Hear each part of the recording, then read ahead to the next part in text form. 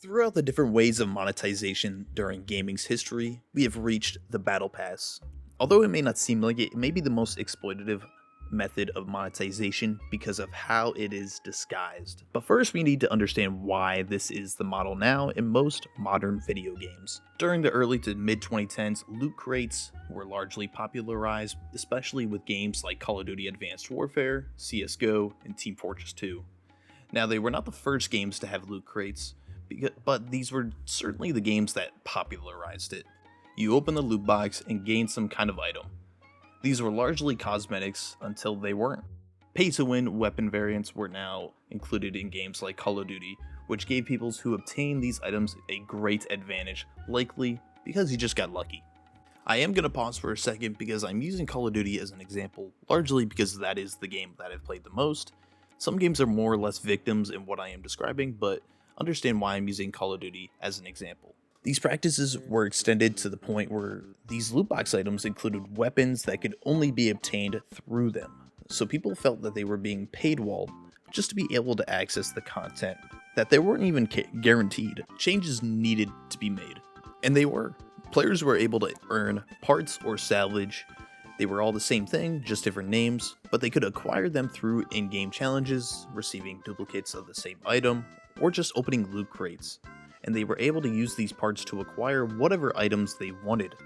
While this was certainly a great improvement on the system, it was not perfect. It still took some time to get the items that players wanted, and this was also likely not as lucrative for corporations as the previous system.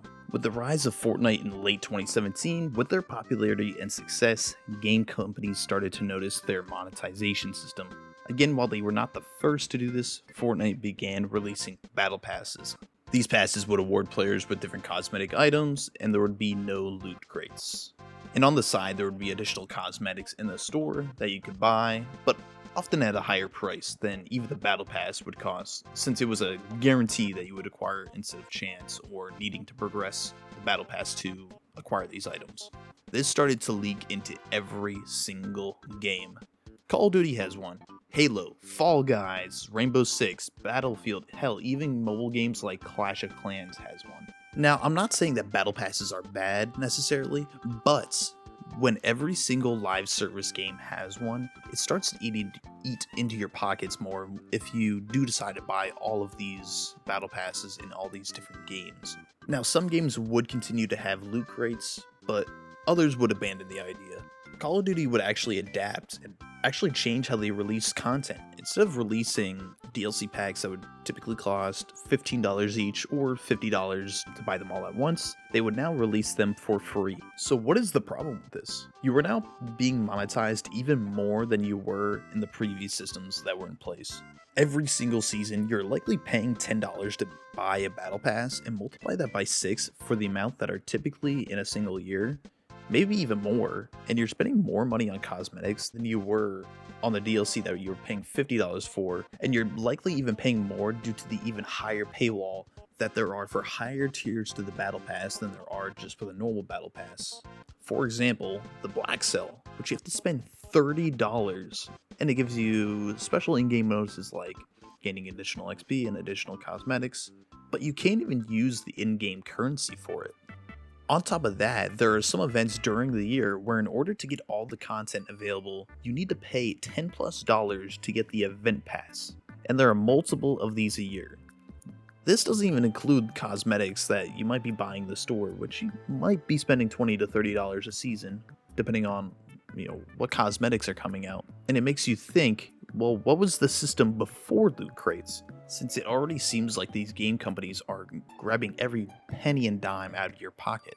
Originally, Call of Duty had a different battle pass system, where you could get 4 sets of DLC for $50 or $60, depending on how you purchased them. And there were camos that would only cost $2 for each, and could be applied to all weapons instead of a cosmetic that is $30 and applies to a single weapon. While I think these cosmetics are cool, the cost of these packs, in my opinion, should be modified going forward. They can be more than $2, but $20 to $30, and I think even in one case, there was a $40 pack, is a little bit extreme. The old system may not have been as profitable to the corporation, but it certainly in some ways is more per consumer. And I would not be surprised if people like this more than what we currently have. I think people could argue that paying for content instead of paying for cosmetics puts more pressure on the developers to make good and original content instead of making cool bundles or even just releasing more free cosmetics for players to unlock through challenges or free events instead of paid ones. Now, I understand the game studios creating the games are not the ones to be blamed for the direction games monetization has been going through the last decade, but more so the publishers, I hope.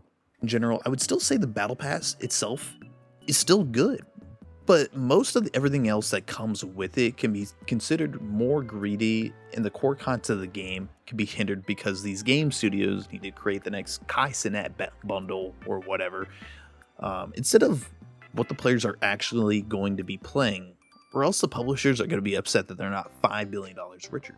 But at the end of the day, I'm not going to tell you what to do with your money because, well, it's your money, and you don't even have to spend a dime other than buying the games you want to play. But I will say this, if the gaming monetization landscape ever changes, just know that is likely because it's going to be more profitable than it is going to be more consumer friendly.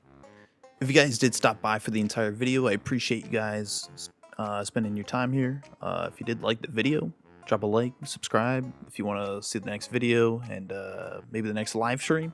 But that's going to be it for today. I appreciate you guys stopping by, and see you.